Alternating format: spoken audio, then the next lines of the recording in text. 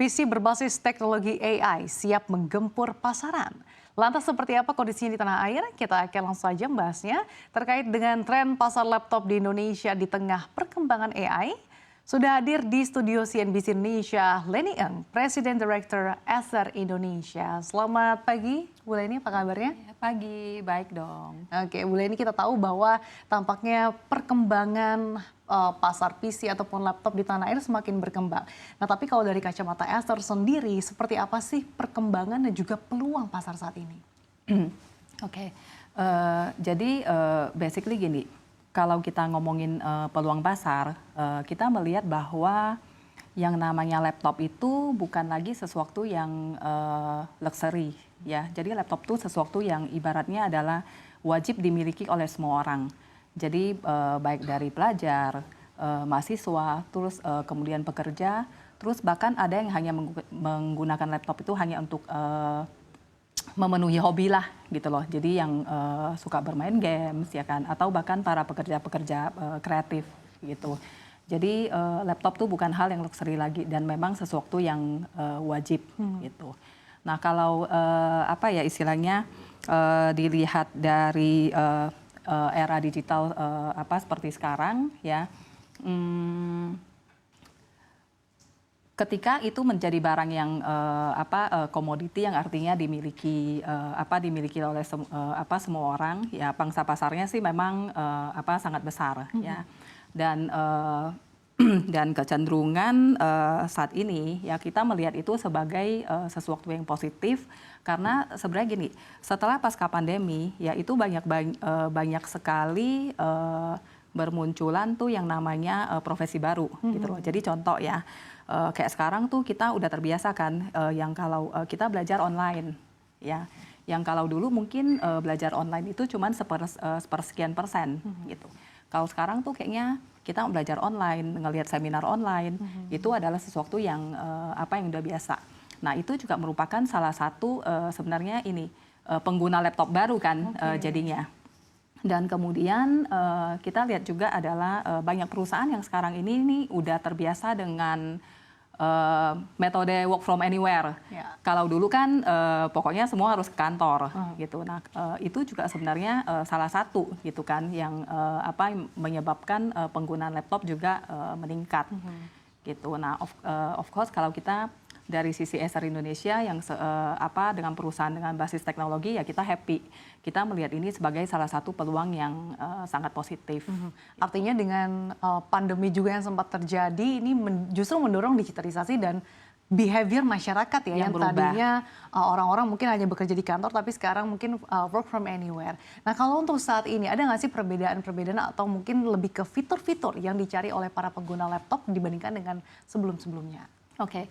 Kalau ngomongin feature laptop, yang pasti kecenderungan konsumen Indonesia nih maunya nomor satu laptop dengan latest teknologi itu yang pasti ya. Mereka maunya juga dilengkapi dengan features misalnya prosesor terbaru, terus udah gitu baterai menjadi salah satu tolak ukur yang sangat penting.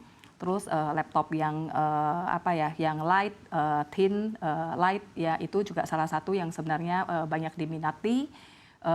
Yang poinnya adalah yang bisa mendukung kebutuhan gaya hidup yang mobile gitu loh. Jadi waktu bawa juga nggak berat-berat gitu. Apakah hal ini juga sama seperti dengan pengguna di negara-negara lain? Sebenarnya mungkin Oke, kalau dibandingkan dengan penggunaan di negara lain, ya saya rasa sebenarnya mirip ya. Walaupun kalau kita ngomongin market Indonesia, masih lebih cenderung ke laptop-laptop dengan saya rasa screen size terbesar adalah 14 inch gitu. Kalau di negara-negara seperti Europe, 15 inch, 16 inch tuh buat mereka mereka sangat convenience karena mungkin juga ini ya dari sisi apa sih istilahnya physical yang postur badan ya kurang lebih seperti itu. Nah kemudian terkait dengan produsen laptop kan kita tahu bahwa tahun ini juga menyiapkan sejumlah tentunya strategi-strategi. Apalagi kita tahu ini juga sudah beberapa bulan lagi akan ada tahun ajaran baru. Bagaimana Acer Indonesia menggrab peluang ini? Oke. Kalau Acer kita tentu melihat dari sisi tahun ajaran baru di Indonesia itu di dunia pendidikan tuh sebagai sesuatu yang sangat penting bagi Acer ya. Kita juga mempersiapkan.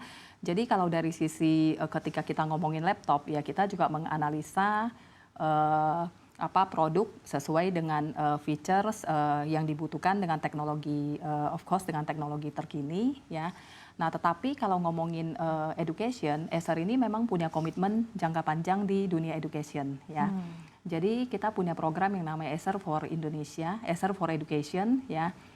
Di mana Acer for Education ini tuh merupakan solusi end-to-end Acer sebagai mitra teknologi. Jadi kita memberikan serangkaian produk yang bisa memenuhi semua kebutuhan stakeholder. Jadi dari murid,